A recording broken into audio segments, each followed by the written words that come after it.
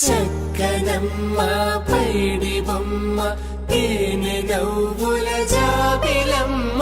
లేని సాకులు చెప్పకమ్మ పట్టువోణి కట్టవమ్మ నాన్నయదపై నిన్నటిదాకా అల్లరి ఆటలు ఆడినా చిన్నారి తల్లి లేత భుజములు నేడు చీరలు మోయునా